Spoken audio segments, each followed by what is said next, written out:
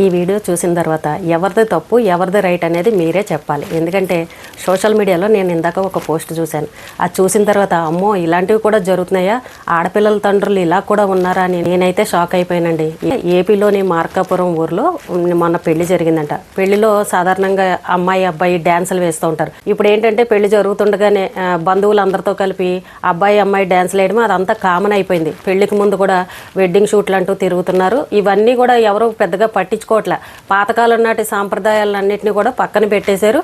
ఇప్పుడు అంతా కూడా కొత్తగా అందరూ ఏం చేస్తే మేము అదే చేయాలని అన్నట్టు ట్రెండ్ మొదలైంది. పెళ్ళికొడుకు ఏం చెప్పాడనంటే ముందే అమ్మాయికి బంధువులు ఎవరన్నా సరే డ్యాన్స్ వేయమంటే కనుక నువ్వు అస్సలు వేయొద్దు అని అమ్మాయికి చెప్పాడు.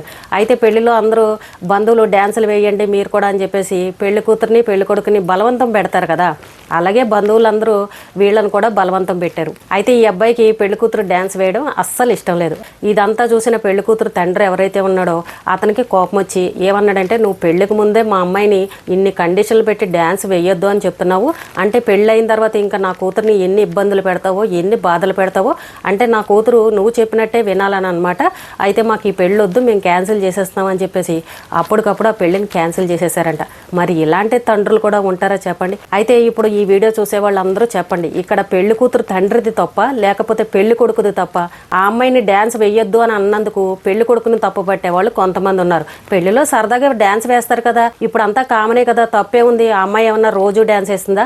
బంధువులందరూ వేయమన్నారు కాబట్టి ఈ కాసేపు కదా ఏదైనా సరదాగా వేస్తారు కదా, పెళ్లి కొడుకు అలా అమ్మాయిని డ్యాన్స్ వేయొద్దు అని అనడం చాలా తప్పు అని చెప్పేసి కొంతమంది అంటున్నారు.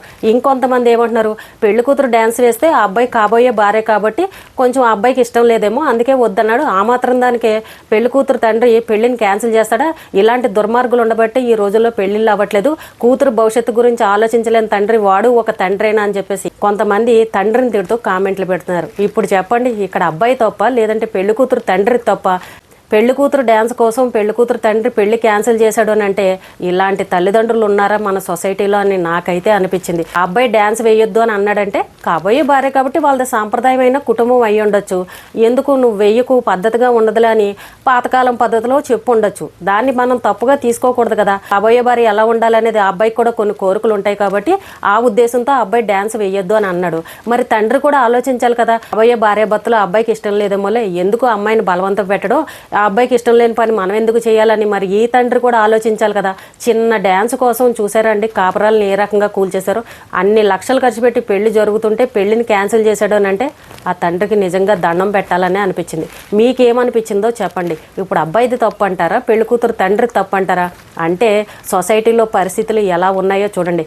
అంటే అమ్మాయిల తల్లిదండ్రులు ఏ రకంగా ఉన్నారో చూడండి. వాళ్ళు ఏంటంటే ఎక్కడికో వెళ్ళిపోయారు. వాళ్ళు మా అమ్మాయిని ఈరోజు డ్యాన్స్ వేయొద్దు అని అన్నాడంటే రేపు కాపురం చేసినప్పుడు ఎన్ని కండిషన్లు పెడతాడో.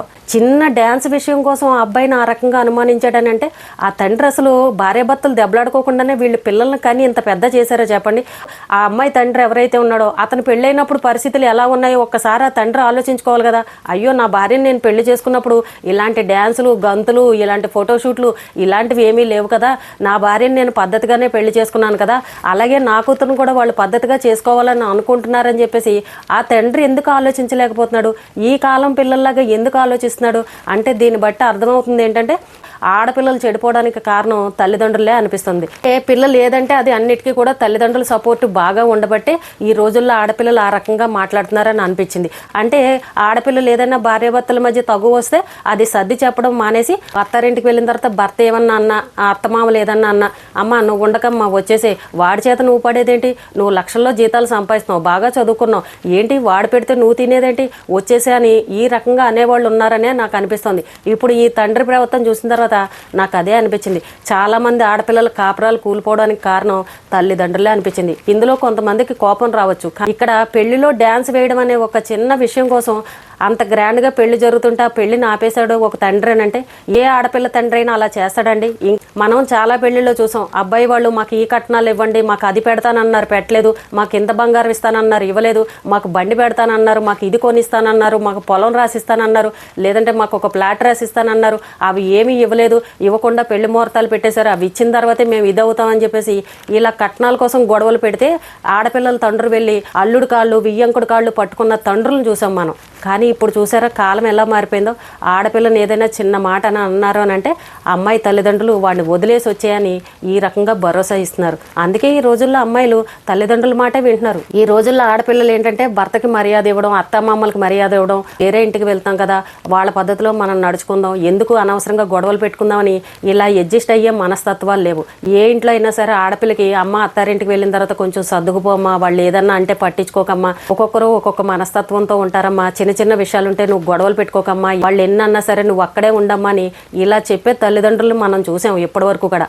కానీ ఇప్పుడు చూసారా, అల్లుడు అమ్మాయిని డ్యాన్స్ వెయ్యొద్దు అని అన్నాడంటే పెళ్ళి ఆపేసింది తండ్రి. నిజంగా వింటే భలే షాక్ అనిపించిందండి. అంటే మరి ఈ కాలం అమ్మాయిలు చూసారా ఎంత ఫాస్ట్గా ఉన్నారో, తల్లిదండ్రులు ఎక్కడా కూడా తగ్గట్లేదు. చేసుకోబోయే అల్లుడు మేము చెప్పినట్టు వింటేనే ఈ పెళ్ళి అవుతుంది, లేకపోతే నువ్వు చెప్పినట్టు మేము వినాలని అంటే అలాంటి పప్పులేం ఉడకో, విడాకులు ఇచ్చేస్తాం, వదిలేస్తాం, ఏవైనా పర్వాలేదు, పెళ్లి ఖర్చులన్నీ లాస్ అయిపోయినా పర్వాలేదు, నువ్వు చెప్పిన మాట నెగ్గాలని అంటే కుదరదని ఈ రకంగా ఉన్నారు అమ్మాయి తల్లిదండ్రులు. నువ్వు ఈ రోజునే మా అమ్మాయికి ఇన్ని కండిషన్లు పెడుతున్నావు అంటే రేపు పెళ్ళైన తర్వాత ఇంకెన్ని బాధలు పెడతావని ముందుగానే ఊహించేసుకుని అక్కడ గొడవ పెట్టేసుకున్నాడు. ఈ పెళ్ళొద్దు పో, నా కూతురుకు ఇంకో పెళ్లి చేసుకుంటాను, నీకంట మంచి అల్లుడు వస్తాడని ఆ తండ్రి పెళ్లి క్యాన్సిల్ చేయించాడు. ఎలా ఉందో చూడండి. ఇంతకుముందు కాలంలో ఆడపిల్లని ఇచ్చేవాళ్ళు ఎంత అణుకువగా చక్కగా పద్ధతిగా ఉండేవారు. మా అమ్మాయి ఏదన్నా తప్పు చేస్తే కనుక కడుపులో పెట్టుకోండి, మీ కూతురులాగా చూసుకోండి, మా అమ్మాయికి ఏమీ తెలియదు, చిన్నపిల్లని ఇలా సర్ది చెప్పేవారు.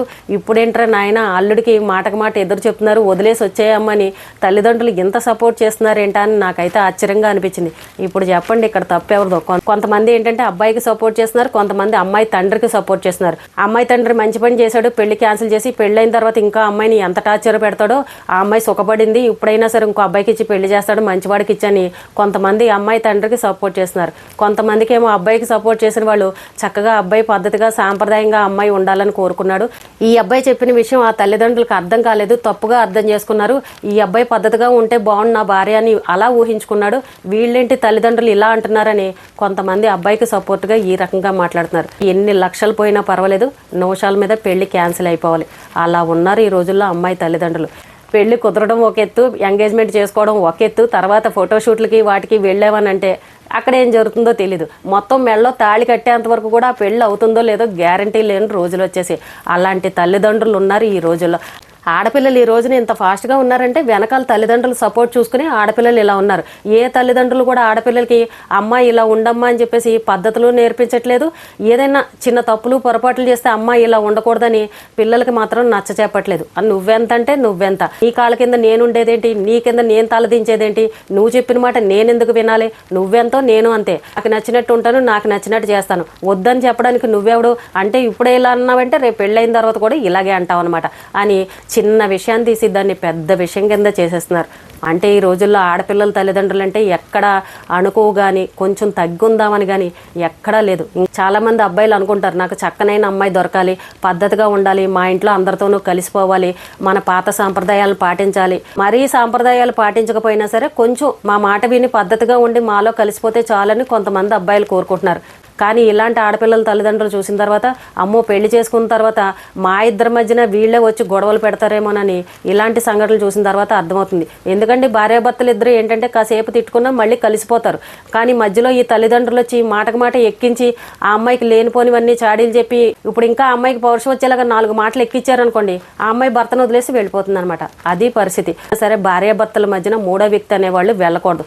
భార్యాభర్తలు ఈ కాసేపు దెబ్బలాడుకుంటారు, మళ్ళీ రాత్రి అయ్యేసరికి కలిసిపోతారు. అది అందరికీ తెలిసిన విషయమే. రేపు పొద్దున్న ఆ అమ్మాయికి ఇంకో సంబంధం వచ్చి మళ్ళీ పెళ్ళి అవ్వాలని అంటే ఎన్ని తంటాలు పడాలి.